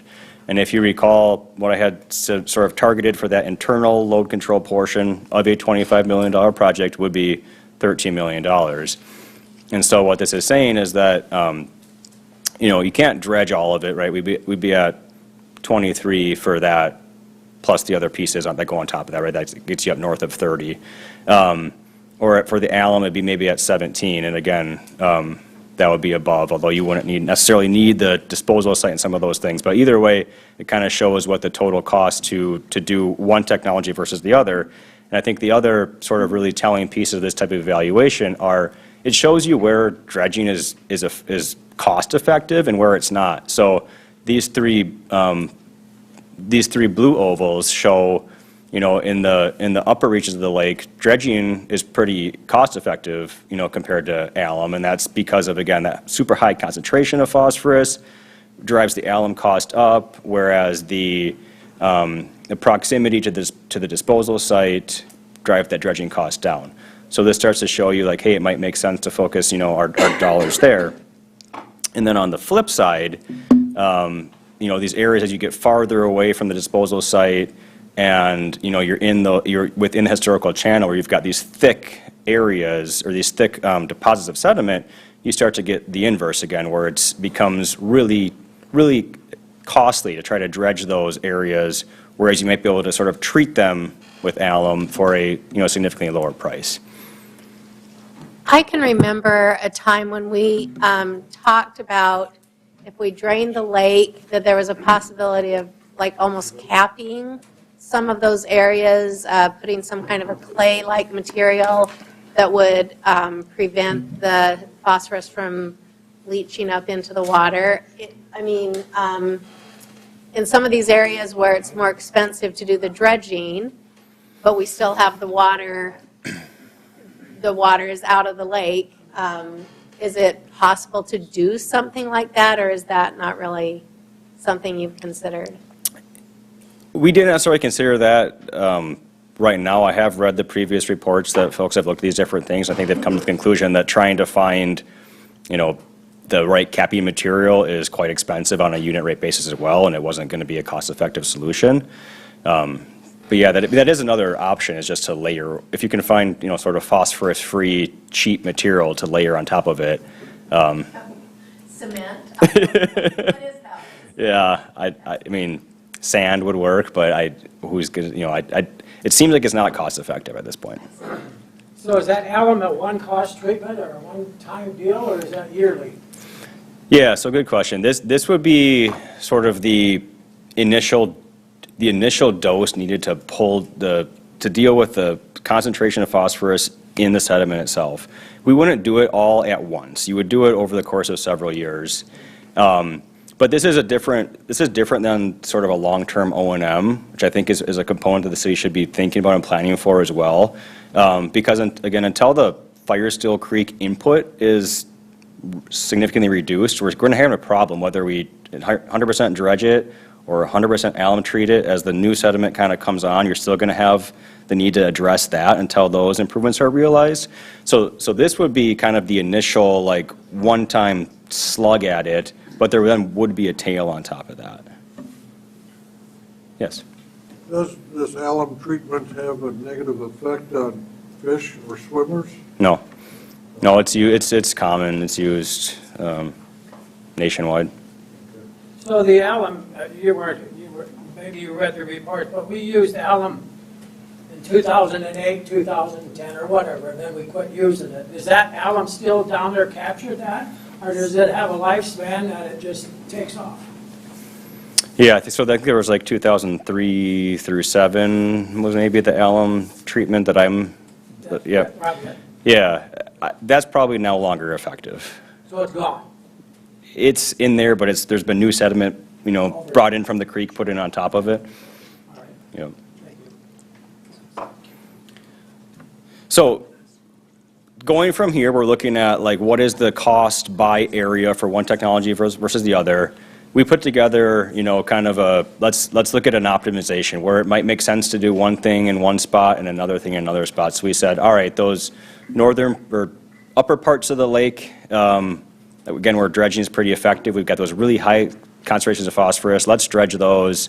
As you get farther down, and I have a map that'll put this into a little bit easier format to look at. But basically, this was an exercise around how do we get to close to that $13 million internal load control component by sort of selectively applying a technology by area.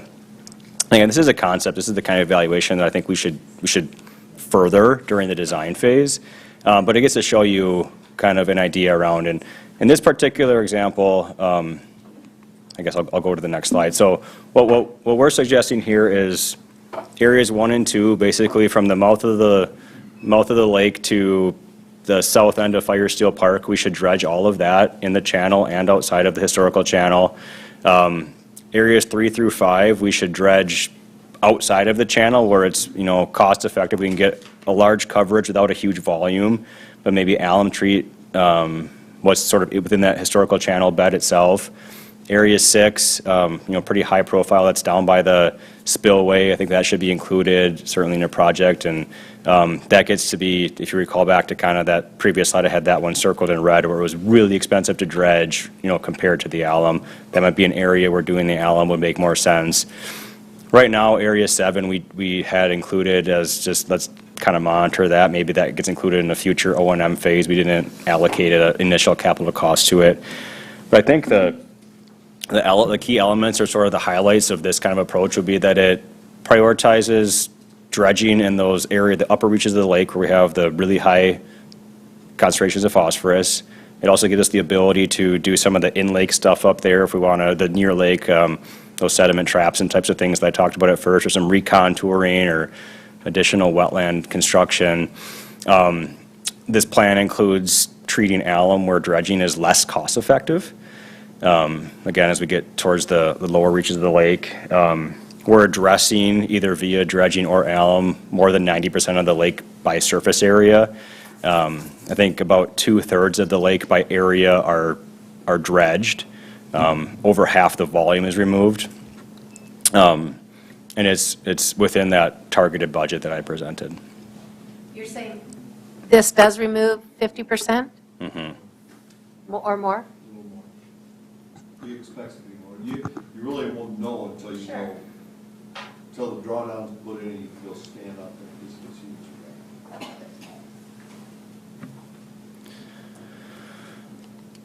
I think it's really important to talk about an adaptive approach to this kind of throughout multiple phases, right? So during the design phase, as the mayor just mentioned, there's uncertainties always in a construction project, but especially one that's done underwater. So what is the exact volume? You know, we won't know that until we go out and start working on it.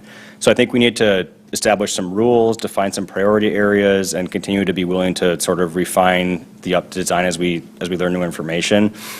I think during the bidding phase, I think we need to be really strategic in how we do this. So you notice I broke the lake up into 7 areas. I think we would do something similar to that and ask contractors or bidders for unit costs by area, so that when we get bids back, we can say, all right, hey, we're within budget, we can do a little more here, or, oh, we need to figure out how to refine that to pull us back to within budget, and maybe this bay we had targeted for dredging, maybe the contractor views that and goes, oh, that's risky, super high cost, let's switch our approach there, right? So we can kind of like make sure that we're flexible. And then during the construction phase, we're going to have, there'll be a set budget. Like I said, you'll learn more as you go, but there's still going to be some unknown as far as quantities and things like that. So, actively monitoring those, being willing to sort of adjust and tweak as needed during the construction phase, I think, is another thing. So just setting the stage for, I think, the level of uncertainty will reduce as we get closer towards the construction project, but it's important to kind of keep the ability to be flexible in mind. So I'm sure there'll be questions, but I think what the next steps would be, with city approval, finalize the drawdown design that we're currently, already authorized working on, and then go from this kind of project concept to a final design of the internal load control project. So that is my presentation, and I'm looking forward to discussion. Thank you for the time again. Thank you, Eric. Okay, questions? I got a question. So it's really going to cost I'm kind of confused on the 25 and 13 million. It's going to cost 25 million for the whole project, correct?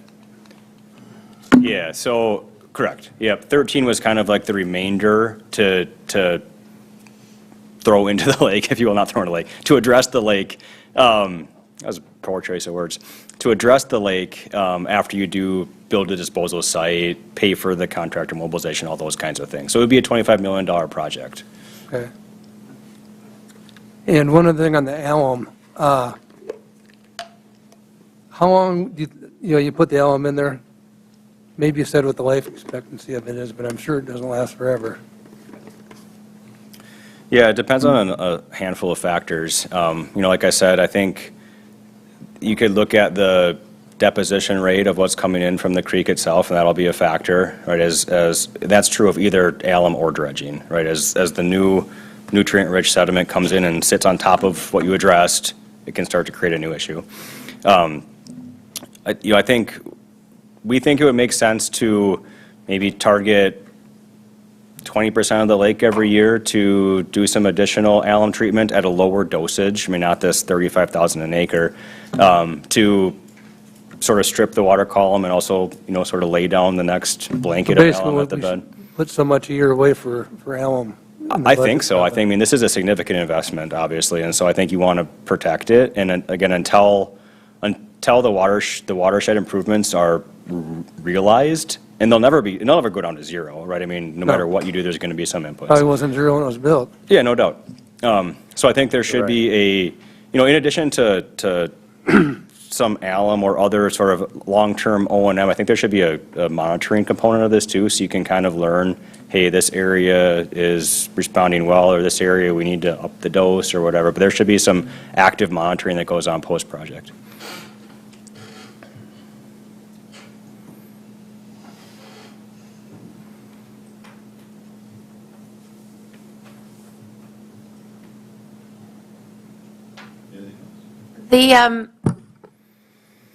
I feel like that number for the drawdown is higher than, it feels like it's ebbed and flowed between, no pun intended, but like it's gone up and down between 2.5, 4. At what point will we have a firmer estimate of what that drawdown is going to cost us? And what are the factors why is it that it's $1 million extra or $1 million less or whatever when we talk about it? Yeah, so when we presented on this a year or so ago, we were looking at options ranging from just using pipes, like just siphoning it out, and I think that was somewhere south of $1 million, to really large channels with, long-term permanent structures. And so that was an initial sort of large range. We've since been refining it to include basically prioritize the size of a flow rate we can pass through. So we're going for more of the robust, higher end of that range, which would really help the dredging project. So we can, bigger storm events can get through, and we won't have to shut down and stop working. We can, more quickly and more consistently work. And so, so that's pulled us towards this stage of the design. We've advanced the design. We're looking at a drawdown on the south side of the spillway that involves a channel. It's intended to incorporate some of the DOT infrastructure going in there, and then would have a permanent feature that we would during the dredging project we would have sort of just an open channel, but then we would install a pipe out into the lake with a vertical structure and a valve that you could then have a permanent ability to draw the lake down, which will help for long-term. Which we'll need to do maintenance on the watershed that we're putting in. So that's a component that drives cost up, right? If we would just go back in and fill in the berm, the embankment at the end, we wouldn't have the ability then to do things in the future. So this drawdown fix, in my mind, it's like a giant gate that we have the ability to raise and lower the door. Is that a good description of it, or tell me what this looks like? I'm trying to imagine. That's a fair description. It would be, so there would be a horizontal pipe going out into the lake, and then there'd be a vertical pipe coming up to the ground surface, and then within that connection there'd be a valve that you can crank open, lift a gate, open the valve, either way. Yep. So it's not something that you're actually building into the current spillway? No. Yeah, we're hoping to not touch the current spillway. Yeah, I mean, that's what You're thinking of like a gate in the existing spillway that would open and close to let water in and out, correct? Yeah.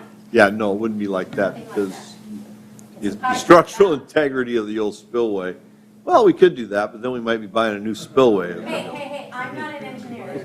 It also doesn't let you get as low, right? Because the apron coming out of the spillway has a grade to it. So the farther we can get in sort of downstream of the actual spillway crest itself, we can bring the lake down lower. Yep. In the end, you'll have a pipe tied into the side wall of the spillway structure itself with a valve that we can open and close to control flow coming through that pipe in order to draw the lake down. Once it's done. Initially, to take the lake down, it'll basically be a big channel, a man-made river, if you will, that will allow more water to go out of it. And then after we get done with draining it and dredging it, we would put the pipe in, install it with the valve so we can control the level of the lake in the years to come. And fill in the big channel. It's not just simply going to put a pipe in, we're done. Sure, no. Drain it. When this is drawdown, is there any bank stabilization on any of the banks that need to be done at the time, Joe? Are you talking in the drawdown channel itself or the properties around the lake? Around the lake. So the drawdown of the water will be done so that the water behind the walls and the structure is drained with the lake. So you won't have that water pressure pushing up against the walls as the lake water goes down. There'll be an assessment of all the property structures that could be affected. We'll put a number to it, whether we think it could be affected or not affected, so we can catalog those areas or those structures as we're drawing the water down. Is that what you meant, or did you mean work On the done to banks stabilize? itself, too, Game Fish and on the city Parks, property. Game Fish and Parks is interested in doing some shore stabilization as well as some habitat restoration if we drain it down, if we take the lake down. So yes, there will likely be work done on that relative to that in the city-owned properties. Dan, are you asking if those costs are included in this, or? is Yes, this are they additional? included in this? They are not. They're not. But with Game Fish and Parks, we would hope that would come from their habitat money.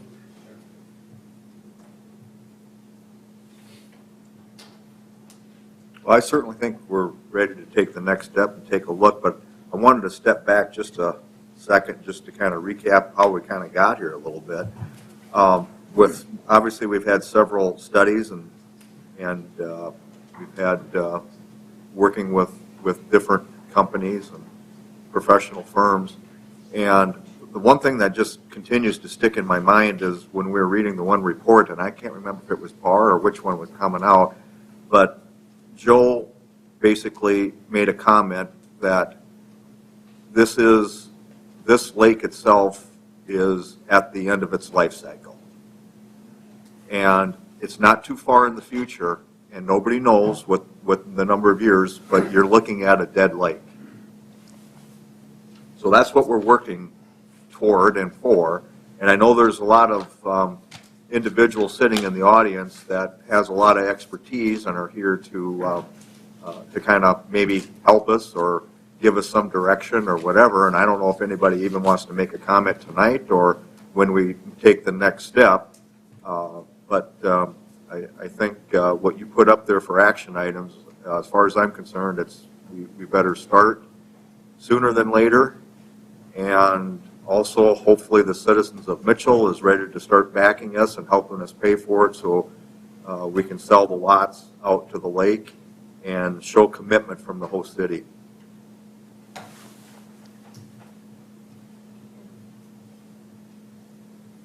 Joe, do you have something you wanted to say? Mr. Kippis? No. Oh, I thought you were raising your hand. I'm sorry. Kind of like an auction. When you go up, you bought whatever. Sorry, I thought you were raising your hand for something. And I don't know, Joe, if you even want to expound on that, but that's kind of a quick recap. Yeah, that sums it up. I think, in my opinion, the key takeaways from this proposed project is that a little over half of the soft sediment is removed. But a plus to that in this and how they're planning to do it is roughly 70% of the surface area of sediment is removed. So as a cost-effective way of approaching it, I feel like that is a good use of the dollars spent that we have. That's what I found most interesting when I first saw the presentation. Oh, I agree completely. I mean, listening to this approach, I feel like this is exactly the way we need to do it. It makes so much sense to me to be able to maximize our dollars that we're spending on the dredging part by focusing on those areas where it is going to be A, the most effective, and B, where it's the most needed, and where C, it's going to make the most sense financially. And then in the rest of the areas where we're able to use the alum treatment, I mean, to me, this is a really cost-effective use of a lot of money. I mean, no, it's still a very expensive project, but I feel like this is the way to do it in the most cost-effective way, and that makes, in my mind, it makes sense. And once again, I know I'm not an engineer, so for it to make sense in my mind is a good thing. It's clear.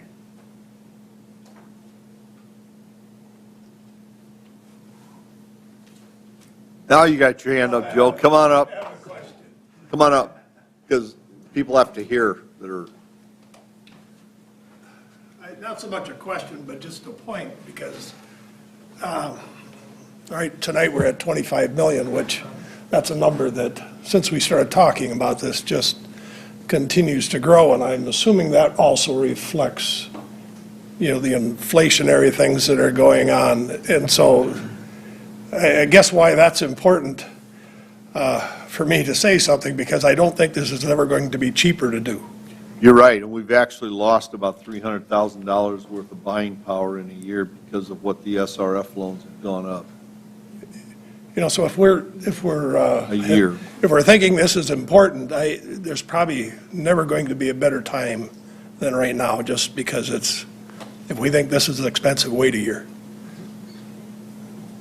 Anyway, that's my comment. If we wait a year, it probably will never happen. And We've figured it out today with looking at SRF loan. They're up to 3% or somewhere in that range. And just waiting from when we started this discussion, we've lost $330,000 a year. Just in interest.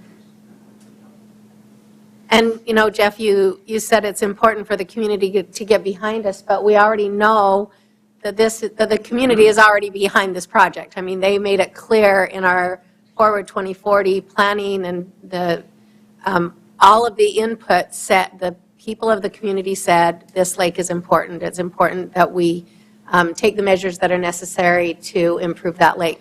So I feel like we have this obligation to our community. We asked, this was their answer. And so in my opinion, for us to turn our backs on that decision and say, well, we're not going to now, would be a real disservice and a real lapse in judgment for what we've been asked to do as city council members. So I really hope that this is going to be the first step in making this happen. This is really important to the people of the community, and I'd like to personally see us make that next step. Mike, come on up. Just a quick question.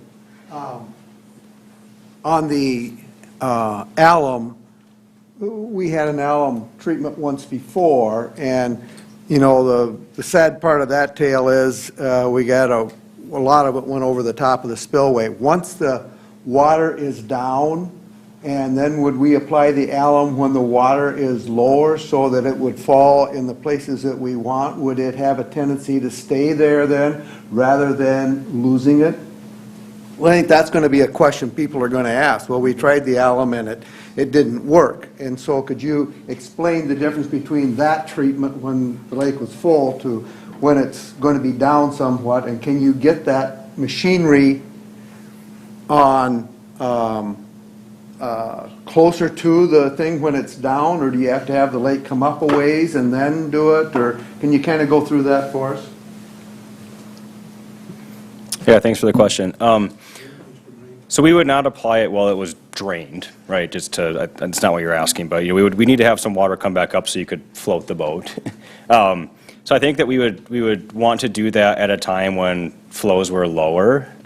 We could, you know, use the new infrastructure to lower the lake somewhat, you know, to put it with the lake down. But I think in the right conditions, they can be pretty specific on where they get the alum to go. So yeah. And does it not go over the spillway then when the water keeps coming up? It will settle down on top of the sediment that's there, is that correct? Especially, I mean, we're targeting the deeper areas, and so I think they're going to be less impacted by, you know, sort of the flow and the wave action, the flow in the upper X number of feet of the lake. So if we can get it, the sediment, it basically it forms a flock. If we get the flock to go down and sit on the bottom, it should stay there. Now, we had talked last week or last month, you know, carp and things can stir it back up. We're happy to find that didn't seem to be a huge problem with carp in the lake, but there are things that can sort of disturb the alum once it's on the lake bed too. Can alum be targeted with GPS equipment on the boats? Yeah. So those contractors they'll put it exactly where you want to and at the dose you want to and send you a report showing the coverage.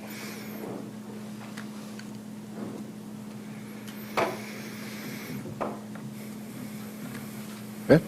Anything else for Mr. Lund? So what would be the timing if, on the recommendations? Next week? No.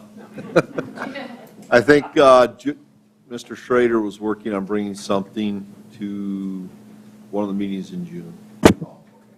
We're targeting bringing an SRF loan application for the second meeting in June, depending on how the dates fall for public notice and those types of things.